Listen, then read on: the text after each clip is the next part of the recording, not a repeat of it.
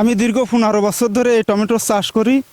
আমি নিজে চারা দিয়ে সেই চারা বড় বানাইয়ে তারপর ঘেরের ফাড়ে লাগাইয়ে এই পরিচর্যা করি। অনেক সফলতা আমি অর্জন করেছি এই টমেটো চাষ করে। কৃষিকাজ আপনি এই যে ঘেরের পাড়ে টমেটো লাগিয়েছেন, আমি দেখতে পাচ্ছি সুন্দর সুন্দর টমেটো ধরেছে। ঘেরের ভিতরে মাছ দিলে দেখা কি যে অনেক প্রচুর লাভ হয়। আমরা দেখা কি বসে না থাকে যদি ঘেরের ভিতরে মাছ দিই, সেই মাছ চাষ করলে দেখা কি যে আমাদের সংসার সচ্ছলতা আসে। দর্শক আসসালামু আলাইকুম, খবর অভয়নগর ফেসবুক পেজের পক্ষ থেকে স্বাগত জানাচ্ছি তৌহিদ হাসান ওসামা। দর্শক, আমি এই মুহূর্তে অবস্থান করছি যশোরের অভয়নগর উপজেলার একটি প্রত্যন্ত মাঠে।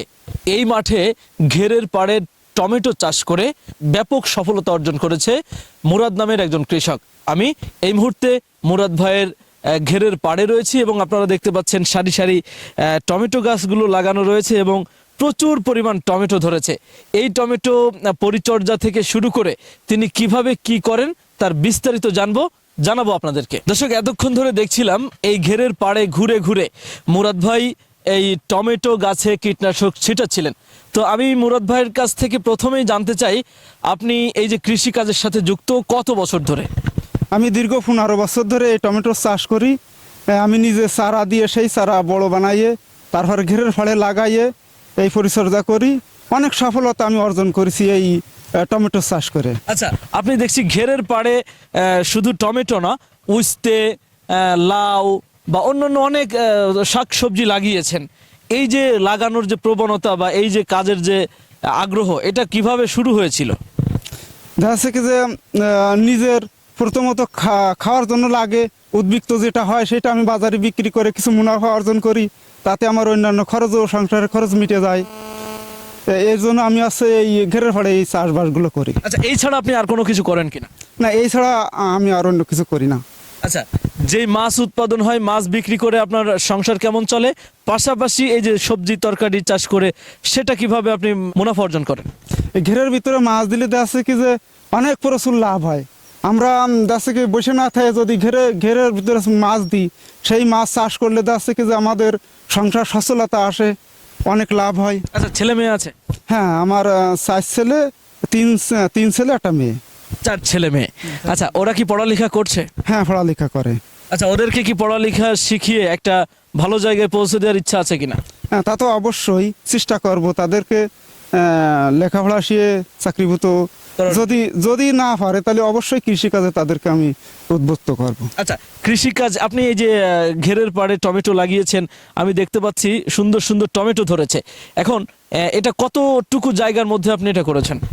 প্রথমত চারা দিতে আছে যে 1/2 শতক জমিতে, পরে সেই চারা উঠাইয়ে ঘেরের ফাড়ে 1 হাত অন্তর করে লাগাইতে হয়। পরে বিভিন্ন কীটনাশক দিলে এইভাবে ফলন ফলে। আচ্ছা, কীটনাশকের যে ব্যবহারটা, মানুষ ধরেন আমাদের অনেক কৃষক বন্ধু এই ভিডিওটা দেখবে, কোন কীটনাশক দিলে টমেটোর ফলন ভালো হবে বা এই যে আপনি যেরকম মানে ব্যাপক ফলন হয়েছে এটা কিভাবে হবে? এই ক্ষেত্রে দেখা যায় প্রথমত এই ভাইরাসের জন্য ম্যানসার দিতে হয়। ম্যানসার দিতে হয় সপ্তাহে 2 দিন। এর পরে বিভিন্ন ভিটামিন দিতে হয়। এই ভিটামিনগুলো দিলে তাতে গাছ তরতাজা হয়, অধিক ফলন ফলে। আচ্ছা, আর সার হিসেবে কি কোন সার ব্যবহার করেন? সার হিসেবে আপনার এমওপি, টিএসপি, তারপর আছে সালফার, বিভিন্ন ধরনের সার আপনারা ব্যবহার করেন।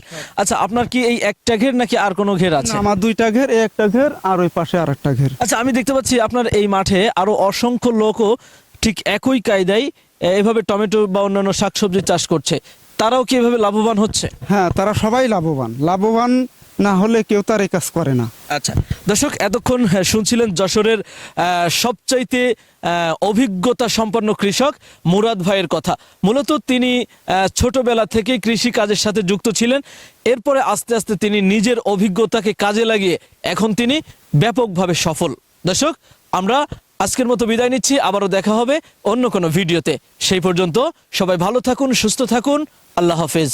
আপনি কি বিশেষজ্ঞ কার্ডিওলজি ডাক্তার দ্বারা ইকোকার্ডিওগ্রাফি করে রোগ নির্ণয় করতে চান? তাহলে আজই আসুন ইউনিক ডায়াগনস্টিক অ্যান্ড কনসালটেশন সেন্টারে। এখানে প্রতি বৃহস্পতিবার ইকোকার্ডিওগ্রাফি করে চিকিৎসা সেবা প্রদান করছেন কার্ডিওলজি বিশেষজ্ঞ ডাক্তার হিমেল সাহা।